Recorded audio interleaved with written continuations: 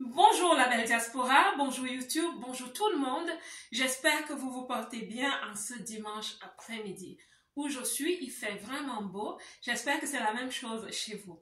Si tu es nouvelle ici, ma belle, sois la bienvenue. Installe-toi confortablement. Surtout si tu vis dans la diaspora. Mon nom est Marcel Angèle Abomo et là, je suis coach de vie certifié depuis 2016.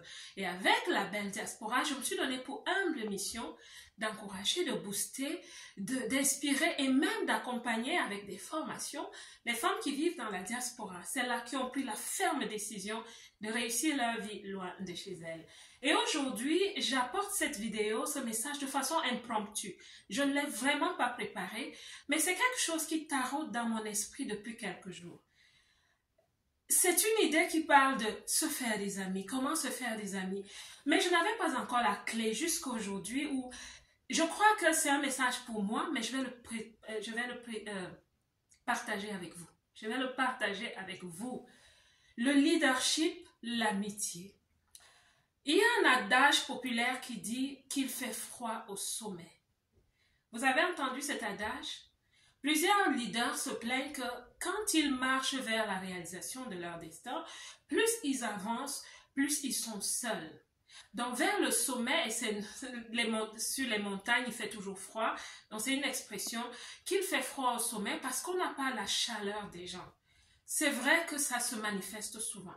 Mais je commence déjà à me poser la question de savoir, est-ce que c'est vrai? Parce que je crois aussi commencer à comprendre que tout dépend de ce que tu fais pendant que tu vas vers le sommet. Qu'est-ce que toi tu fais de façon sociale, de façon relationnelle, pendant que tu vas vers le sommet? Quel est le tennis relationnel que tu as avec les gens afin de te constituer cette chaleur humaine pendant que tu montes? Est-ce que tu montes seul? Est-ce que tu montes avec les gens?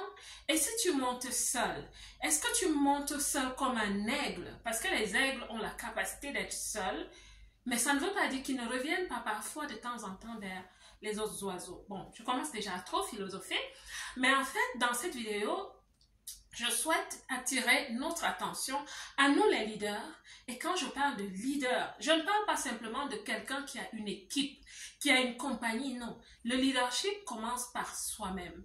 Tu es le premier membre de ton leadership. Oui, tu es la première équipe de ton propre leadership. Oui, oui, oui, oui, oui.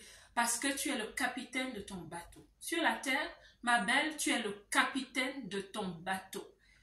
Et tu dois faire les choses de façon responsable. Tu dois conduire ta vie, prendre la responsabilité de ta vie.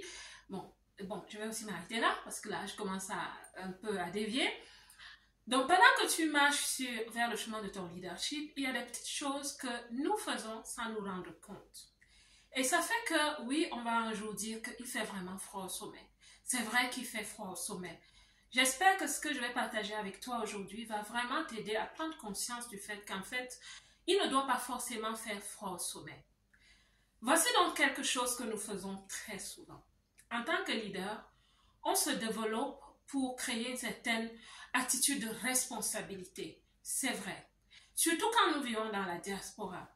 Il y a des femmes qui ne se rendent même pas compte qu'elles sont dans leur leadership parce que c'est un leadership, moi c'était comme ça au départ. Tu vis dans une situation de leadership, parce que tu es obligé. Le leadership de la survie. Oui, quand tu te retrouves dans une forêt et que tu as un lion qui te court après, ma belle, c'est-à-dire le leadership que tu commences à développer, personne ne va t'enseigner rien de cela parce que tu vas courir, tu auras des idées, ton cerveau va aller très vite. S'il faut grimper sur un arbre, tu vas grimper sur cet arbre. C'est le leadership, même s'il est sans structure, tu vas le développer. Et oui, plusieurs femmes dans la diaspora sont dans ce type de leadership, celui qui n'est pas structuré, le leadership de la survie. Il y a aussi des personnes qui ont compris qu'un leadership doit être structuré. Et donc, il y a des écoles de leadership, il y a des masters en leadership, il y a des gens qui vont à l'école pour apprendre le leadership. Et ceux qui ne vont pas à l'école achètent des livres pour apprendre du leadership. Vous comprenez? Il y a quelqu'un que j'aime beaucoup, Maxwell. C'est quelqu'un qui a des valeurs que je qui sont un peu près, qui sont alignés aux miennes et que j'écoute beaucoup. Ils parlent beaucoup de leadership.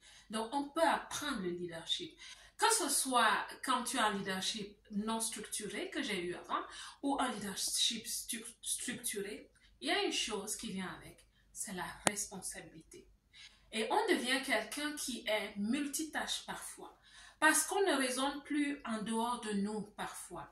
Et c'est là où le mal commence. On ne raisonne plus en dehors de nous, on raisonne en nous-mêmes. Ça veut dire que quand il se pose un problème, on s'assoit, on va gérer. Parce que quand tu apprends le leadership, tu apprends la planification, tu apprends la budgétisation. Donc, tu as tes éléments en place. Si tu as un petit problème, ça va aller très vite dans ton cerveau. De quoi est-ce que j'ai besoin? Comment est-ce que je peux l'avoir? Si je ne peux pas le faire moi-même, est-ce que je peux appeler quelqu'un? Est-ce que je peux payer quelqu'un? Moi, j'étais dans ce cas-là, que je suis en train énormément de diminuer. Et je suis déjà dans le problème. Quand j'avais quelque chose à faire chez moi, que je ne pouvais pas techniquement gérer, qu'est-ce que je fais? Je vais aller dans l'annuaire, je vais regarder, ok, quels sont comment est-ce qu'on les appelle? Les prestataires dans mon environnement. Ok, j'ai besoin de quelqu'un pour placer mes rideaux. Je vais aller chercher, je vais appeler, je vais gérer le prix. Si je ne peux pas payer tout de suite, je vais lui prendre un rendez-vous et dès qu'il vient, il m'accomplit là. C'est-à-dire tellement géré, tellement structuré et discipliné que voilà où j'avais un problème parce que je ne me rendais pas compte qu'il y avait un tas de personnes autour de moi. Parfois, c'était juste les voisins. Vers qui je pouvais aller, cogner à la porte et dire, écoutez, j'ai tel truc, est-ce que vous pouvez m'aider? Parce que quand on se comporte comme un leader, qui oublie qu'autour de toi, tu as des gens où tu es responsable de tes choses, tu as ton système, tu as ta structure, tu oublies qu'il y a l'aspect socialisation qui est en train d'être gelé. Oui. Plus ton aspect socialisation est gelé, plus tu avances et que tu te rends compte que tu dois toujours mettre des manteaux, parce qu'il commence à faire froid, des manteaux. Tu commences à avoir un système qui est un peu plus lourd parce que tu ne te rends... Voilà, vous comprenez ce que je veux dire? Et voilà donc l'un des problèmes des leaders.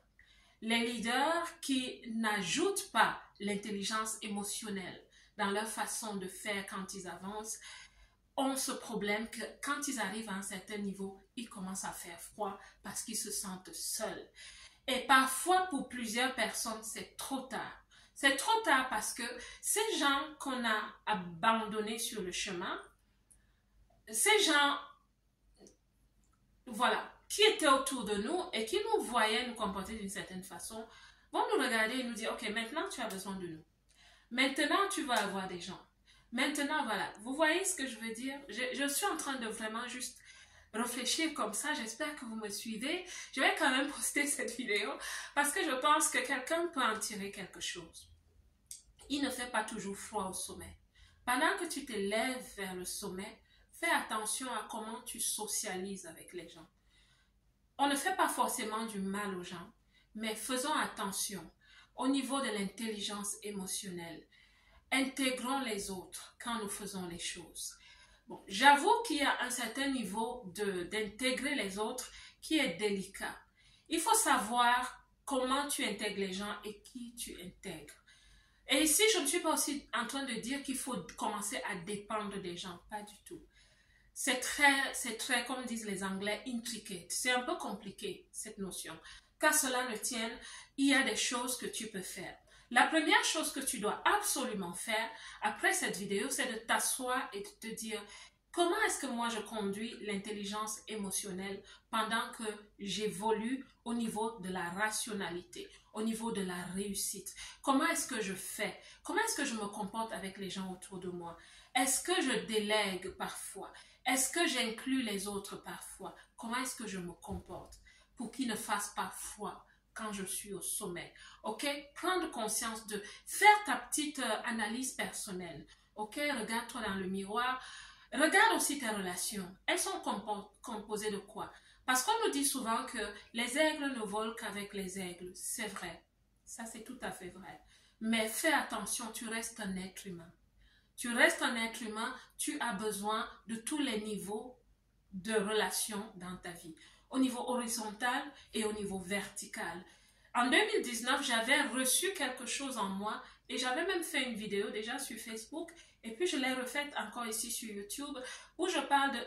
Allez dans mes vidéos, vous allez voir, c'est merveilleux. De savoir que tes niveaux relationnels sont horizontaux et verticaux. En haut, tu as des gens que tu regardes, des gens que tu respectes et de qui tu apprends les choses.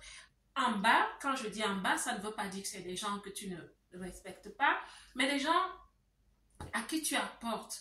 Et au niveau horizontal, tu as ces gens que tu dois aussi absolument avoir, qui sont tes pairs, tes amis. C'est des personnes avec qui tu éclates de rire, tu partages des choses. Tu vois ce que je veux dire? Fais une petite analyse de tes relations en tant que leader. C'est très important.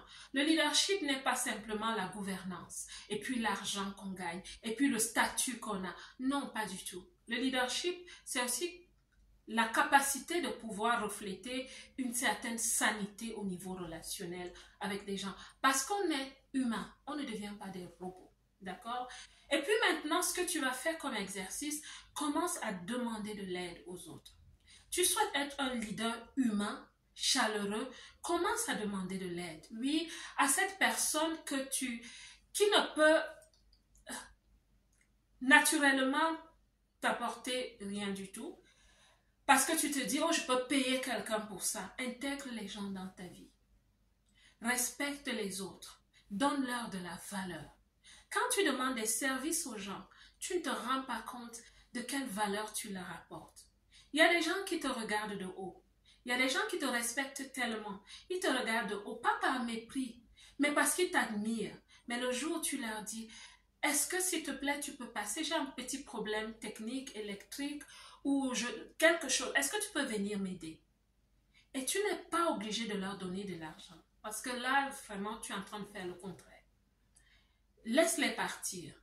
Mais continue à les récompenser d'une façon ou d'une autre. Ajoute de la valeur aux autres en leur montrant que tu restes un être humain. Je vais arrêter cette vidéo ici parce que la réflexion commence à aller dans tous les sens. J'espère que tu as compris ce que je souhaite te partager. C'est une vidéo qui n'était pas structurée, vraiment impromptue de cette façon, mais assieds-toi, trouve un peu plus de structure dans ce que je viens de dire. Quand on est leader, il y a des petites choses que nous faisons qui nous éloignent de la socialisation avec les autres. Nous devons faire attention à ce genre de choses. Vous comprenez? Bon, maintenant, il y a un autre aspect des choses quand on est leader. Avec qui est-ce qu'on connecte? Avec qui est-ce qu'on parle? Ça, c'est un autre niveau de la discussion. Ce n'est pas de ça que je suis en train de parler ici. Donc, j'espère que cette vidéo fera un sens. J'espère qu'elle va apporter quelque chose à quelqu'un. J'espère qu'un leader va s'asseoir et se dire, est-ce que je ne suis pas en train de grimper vers une montagne où je serai seul en haut, où j'aurai froid en haut. J'espère que ça va aider quelqu'un.